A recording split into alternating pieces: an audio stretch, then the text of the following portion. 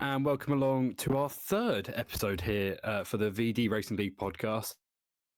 Joined with no other than Yoshi. Yoshi, how are you doing today? I'm feeling better than last time because I couldn't make it to Friday, which is very unfortunate. But I watched the race, amazing, and I'm ready to do the podcast today. It was a hell of a race, that's for sure. Our special guest, our usual, like our championship leader, Kevin. How are we feeling today? Yeah, I'm doing fine today. I'm looking forward to Friday. So yeah. Tiaz Korsman, his teammates, and I'm sure Tiaz Korsman, you're looking forward to Friday as well. But how are you feeling? Yeah, I'm doing good. Thank you. Your thoughts just from that last round? It must have been possibly another.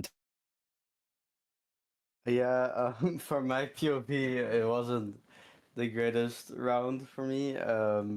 Obviously, with the start, with the ghosting bug at the start, it wasn't amazing for me. Obviously, lost the lead, and Toro didn't make the cleanest move on me as well because it's just so hard to overtake. But I did think I was gonna have a good shot at winning with the strategy and everything. But yeah, I unfortunately lost my wing in an incident with, I forgot his name, with an Alpine. So not ideal. No, definitely not ideal. And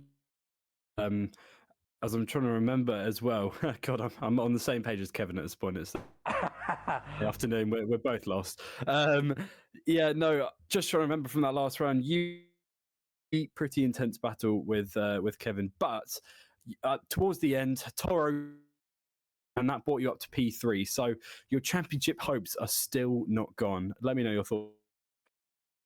Yeah, well, technically I'm still in the fight, but unless something catastrophic happens to Kevin, I'm sure he'll win it. So yeah, congratulations to him in advance. But maybe if I'm very lucky, I'm in it. Well, that's all to play for on Friday. Can you remember the Austria reverse? Yeah, I can remember now it a little bit. Sorry for not remembering.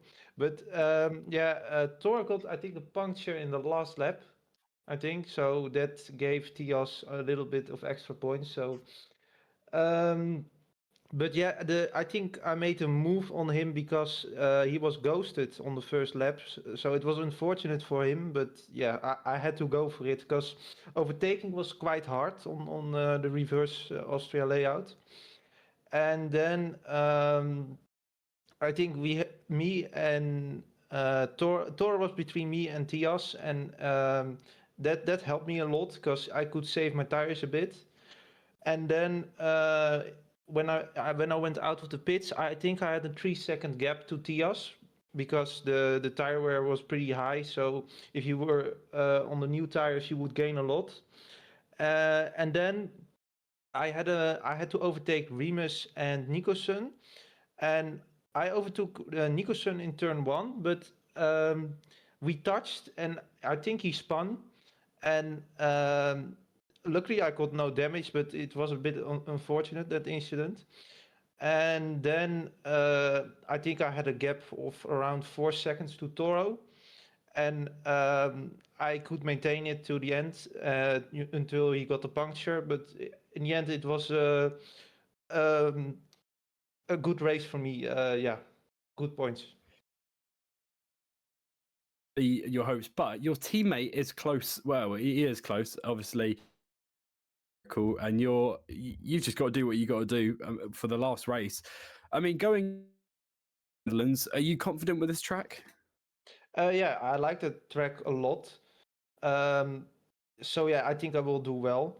But I honestly, I need to not make any silly mistakes. I just need to finish. But yeah, I will go for the win if it's possible. Tiaz Korsman, your thoughts Grand Prix for the finale. What are your thoughts and how confident are you?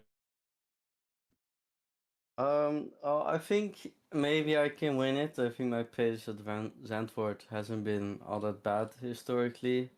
But I think I will mainly be just trying to have fun because even if I do win, I still need Kevin to DNF to win the championship. So might as well have a bit of fun. Hey, well, best of luck to you guys for last round. Yoshi, you were watching, you were saying on the live stream. Let me last race in Austria. Well, all I'm gonna say was it was crazy because Austria Reverse first time VDRL has ran it. Obviously this season. It's a tough one because obviously over the course of the race some mistakes were made, and obviously Toro had that punch on the last lap. But brilliant from Kevin and Tiaz though. In that last race though. That's all I can remember. So much to note down. Well, I can imagine. Hopefully, you'll be there in front. Expectations in terms of who will take it home for the championship, and what surprises we can. Well, we've raced at Sandford twice before. One in the forward track, that was on a special race on our 1000 Discord member of Favorite Wars race. We've raced in reversed, so these drivers have had experience racing forwards, but that was literally months ago. But we expect to have a lot of battles, a lot of racing, and to see if Kevin can win the championship on Friday. Remind ourselves actually from the last race, just for all of our viewers here. Horseman got it on pole position. Actually, that's one thing I'd like to talk about. Kevin Van Dijk, you had you. And I think, sadly, I think that one is gone now. You can't get past. I mean, was it 8 actually? I can't remember. I think it's one of them. 9. It was 9. It was going on for. It was going for 9. So I mean, what happened was just qualifying not in your favor. I mean, I was struggling in the last turn, the first turn on the normal layout, but I don't know. Atios and Toro were very fast. I also saw they were doing TT, and I think we were all three within a tenth of each other, so I knew that it was gonna be close. But yeah, I'm actually gutted that I lost the streak, but I still qualified P3 within a tenth of the P1, so I was not that disappointed. I actually was a bit more fired up for the race to win, but yeah, I hope in Zandvoort I can get pole again. Qualifying went in your favour, that one, with Toro pretty close behind. Thoughts on how that qualifying went? Comfortable in qualifying, mainly because I did quite a bit of TT. I never drove at reverse Austria before, so obviously I can't just show up without practice this time. So yeah, I actually did some TT for once, and I felt a lot more comfortable in qualifying than usual. Well, definitely. Oh, Yoshi, your thoughts on the qualifying? That for me, I had to say that qualifying was shame, really. Not to see Kevin continue that streak, but I mean, I was watching it. Obviously, I thought Kevin was going to get pole. I'm like, wow. I was surprised a little bit when Kevin didn't get pole. But it's nice to see our drivers on pole position. No offense, Kevin, but we like to see our drivers on pole positions in the season. So, yeah. Well, that's definitely the race from both the guys, and hell of a qualifying as well. Hopefully, there's not one instant, is there, Kevin Van Dijk? Yeah, I think Tios was just ghosted, and I went for it. So yeah, nothing really to add. I mean, it's unfair, but yeah, I think he would have done the same thing. Yeah, I would have. Well, there we go. T.S. Kaufman, your thoughts on that incident in turn 1? Yeah, I mean, like you said, it's a bit unfair, but I think most people would have done the same thing. It's just kind of an opportunity and you grab it. In Monaco, actually, the same happened with me and Ramus, and I overtook him as well. So I can't really complain about him overtaking me if I did the same to someone else. Well, let's go on to obviously our driver of the day from that round, Kevin Van Dijk. For the day from that round. Driver of the day, I think for me, I mean, it's hard to choose. I think between Diaz, because he had front wing damage and still finished on the podium, and Werner. But I will go for Werner this time because he had a quite strong race. I think he started P13 and finished P8. So, P5, sorry. He gained 8 positions. So I think I will go for him. I mean, he was a hell of a driver from that round. He really had some great overtakes as well. Tiaz Korsman, your driver of the day. Yeah, I think I'd have to go with Werner as well. I don't really know who else did like an outstanding job for their like doing, like obviously Kevin did a great job, but he's used to winning, so I think it's only fair to support Werner a bit. Well, that definitely deserved for Werner. For me, it's got to be Stade Daisy. Just from a fight he properly put up with all the other drivers, and well, it was definitely causing some havoc with the other guys. Yoshi, from the live stream, let me know your thoughts on your driver of the day. I'm gonna have to say Werner as well because, like what Kevin said, he went down from P13 up to P5. That's 8 positions gained. He made a good recovery, so I'm saying Werner. He made an excellent recovery that race. Well, it seems like for episode 3, Werner is the winner for the driver of the day, which is pretty safe to say.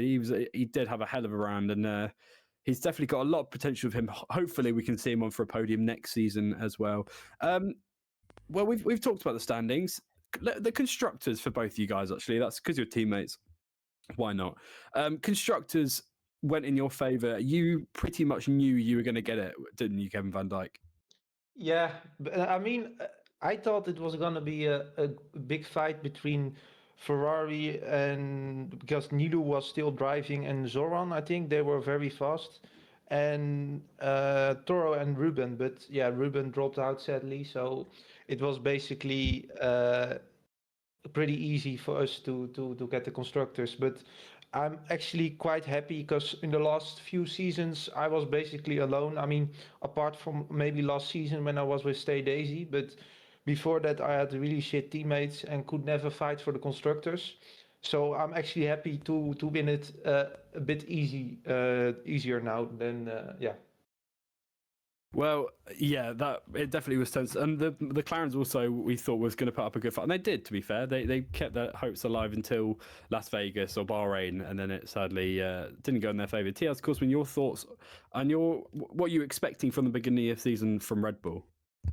I was pretty confident we are gonna win the constructors because even if we had the grids from last season. Like Kevin was talking about, I think me and Kevin were like consistently having the better performances over the others. So.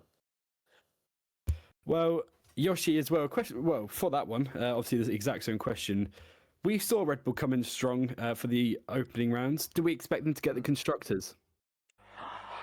Well, for me, I was unsure because I came in new, but when it was coming out to the mid-season, I'm thinking, yeah, Red Bull's going under control and take the constructors. So I'd say when it was like round 4, round 5, yes. Before, no, because I'm still new at the time. It's my first season still, so a bit different. To be fair, yeah. Well, let's actually have a little sum up of your first season. It's been pretty good, hasn't it? It's not been bad, has it? We've had some awesome, previous rounds, and I think season 8 was possibly one of the best that me and Yale were on for. But I mean, this season, even as close as it is, both of these teammates are fighting once again for the title. I mean, let me know your thoughts on just the season as a whole. Well, when it started out in Imola, it was just amazing. Throughout all the rounds compared to now, we still got one race to go, so the season's not over yet. But it's been amazing, though. I feel like for each week in, week out, each time, it's just amazing because I've been doing it for 5 years, but I haven't done it in over a year. So it felt like I was coming back, and it felt amazing watching each race week. 100%. I mean, I love this season so far. Obviously, we've still one round to go. Sadly, I'm not going to be here on Friday, so that's why I was hoping that you were going to be there as well. Nedzo. Yeah, so it will be Nedzo as well joining the comic books. He hasn't been with us actually for a while. He was here for the opening podcast version, but only the second one. Well, only the first one. We've been here for both of them. Whoopie do for us. Now let's talk about the next race predictions. We've pretty much summed that up, haven't we, Yoshi? We've talked about, fingers crossed, for Kevin Van Dijk that he will take the championship, but something could happen and Tiaz Korsman could take it home. Your predictions, Kevin Van Dijk, for the top three. You can put yourself and Tiaz in there if you'd like to. Top three. I hope I can win the race, so I will put myself P1, P2 Tias, and P3 Boti. What about for you, Tiaz Korsman? I'm going with myself P1. Already tried to get it, and I think Kevin will get P2 probably, and I'll go for Toro P3 instead. Wow, he has a quali ban, so he will start P20. So if he finishes P3, I didn't know. What's the quali ban for? he pressed the start button too fast. Yes, that was it. That was it. Yeah, I remember that. Yeah, I was wondering why. We usually do our little talks, don't we, Yoshi? After qualifying, we like to have a little sum up and have our predictions and listen to the pit lane commentator. But we only got, I think, a few words out of YB before it was lights out. So sadly, that'll be him out for qualifying. But you never know. Toro could have a little comeback on the last round. Yoshi, your predictions for the last round of the season? Well, I was going to say Toro third, but now he's got qualified. I might change it. I'm going to say, it's going to be Kevin first, TS second, Boti third. There we go. Yeah. Well, hopefully Boti wasn't actually in for last round, so his brother Barney was. Barney sadly retired mid-race, so I didn't get much out of him. But for me, don't tell Kevin, but possibly him for the win. Tiaz Korsman's second. I think those two are going to have a pretty good battle, and then Remus third. You know, we can't go wrong with Remus for him going third, definitely as well. Let's talk about the latest F1 news which has come through, and it came through this morning. Of Portimao will be joining the calendar in 2027. I believe it was 2027 and 2028 as well. But it has replaced, sadly, Zandvoort. Kevin Van Dijk. Sadly, that is Zandvoort out of it.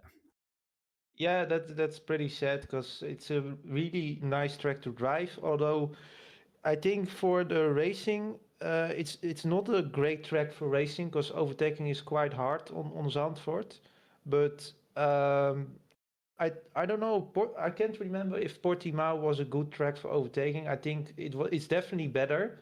But we'll see if the new cars are good for racing there. Well, tyre degradation as well is another key factor at this track, just because of the amount of turns there are. The straights obviously do come in favour, but the action really happens along the straights. I mean, we've raced there a few times in VD Racing League, so I mean, Kevin, you probably remember it as well. Your last couple of rounds, how were they? in Portimao. What was that? Sorry, you said? The last time we drove on that track, I won that race.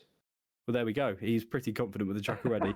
As we now go in for the next upcoming seasons, Tiaz Korsman, Portimao being replaced. Off goes Zandvoort. Let me know your thoughts on that.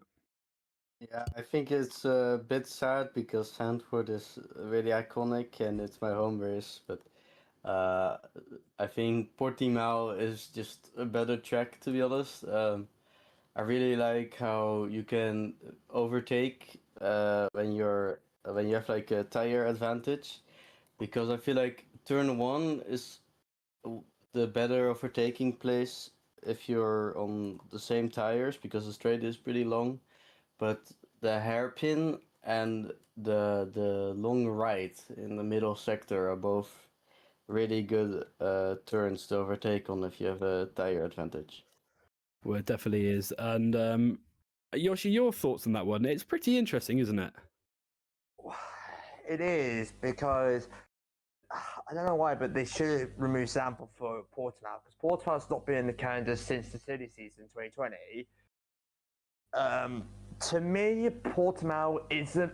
It's more of like a sports car track, it's not really a Formula One kind of track, in my opinion. But it's been a while since Portimao came out, and plus the new cars coming in for 2026. Obviously, they won't go into 2027, but we can't judge it by its book. We have to see what happens in 2 years. We'll have to see, definitely. And well, let's talk about Madrid being on for the calendar next year. That's a pretty exciting one. Kevin, we'll go with you again. Madrid, it's new. And what are your hopes for this one, especially for the real life Formula One? I think it will be chaos because street tracks are always chaotic. But I don't know how the layout looks. I haven't seen it, but I hope there's gonna be straights because otherwise overtaking is I think really hard. But yeah, I'm looking forward to it. A new track. I think the last time we had a new track was Las Vegas, I think, in 2023. So Yes, yeah, I'm looking forward to it. What about you, Tiaz, for Madrid? So I'm unsure what the new layout looks right now, but all I know is that there was an old layout they were planning to use, but it was genuinely so terrible that they had to kick it out. So I'm a bit worried about the layout because I think it might just be a street track where it's impossible to overtake. But if it isn't, then I think it's really cool because I feel like having a new Spanish GP is exciting.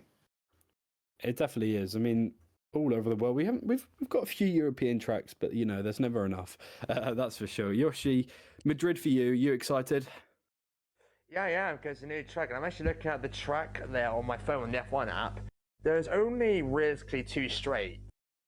One on the main straight and then through turn 4. Obviously, we can't see it yet, but it's going to be a new track for everyone to go through. It's like when Las Vegas came out in 2023. It's going to be interesting to see because they both have. I looked at the calendar. They both have. Are they doing both Spanish tracks actually? 2026 season. Yes, they are. They're doing Barcelona, I think they are. Yeah, they're doing Barcelona. Yeah, so it'll be interesting to see because, we won't know until the cars go out there on that Friday morning. Well, we'll have to see, and it's pretty exciting when that does happen as well.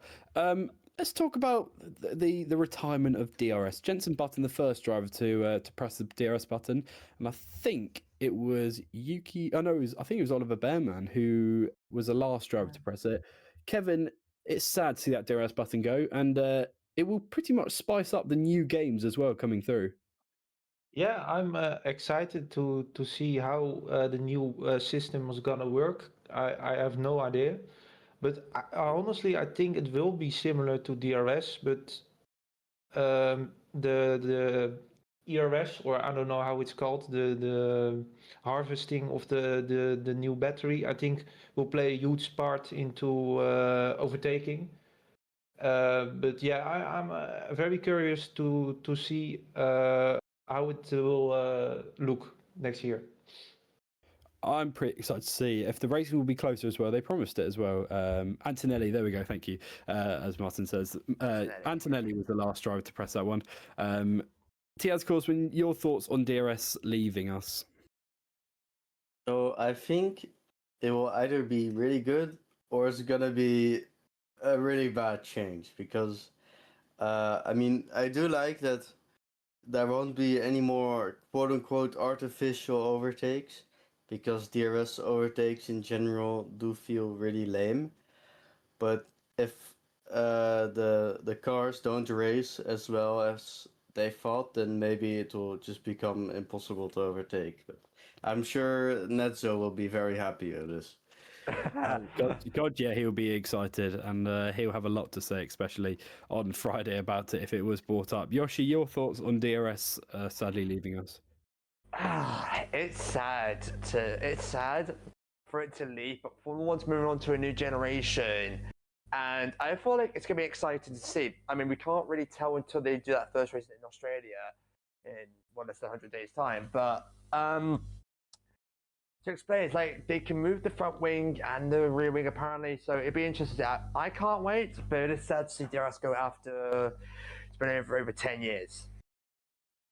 Yeah, for me, it's sad to go because I think it really keeps the action close.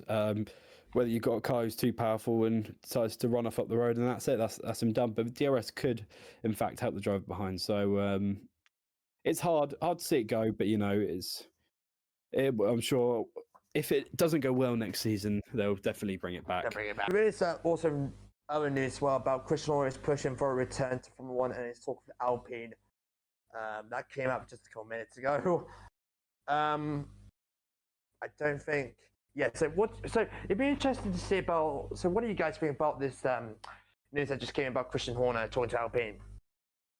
Yeah, I think it will be very exciting because I think he will turn Alpine around maybe to win championships. But it's also interesting because he only worked for Red Bull, I think, in the last 20 years. So seeing him at a different team will be weird, but they need a good team boss because the last few years they switched like 4 or 5 times from team bosses. So I think a good team boss will maybe help the team to get back to the top. Okay, well, that's Tiaz. What about you?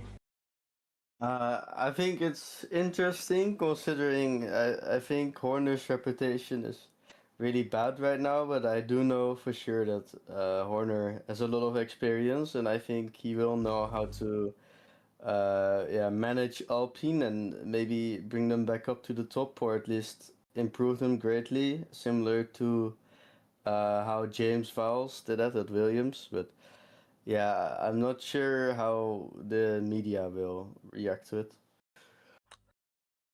Yeah, and I think it's also interesting because obviously Horner been dropped out of Red Bull mid-season of for what it is. So it'll be interesting to see if he goes into Alpine, but we never know. Will he come for the 2026 season? We'll never know. Well, that's going to wrap up things today in the podcast. Coming up next week, we'll be back talking about the Netherlands Grand Prix with Ruben Hernandez and Kevin Dyke will be joining us once again. And don't forget to join us on Friday nights, as usual, for the league race at 7 p.m. CET and 6 p.m. UK time. Thank you everyone for watching.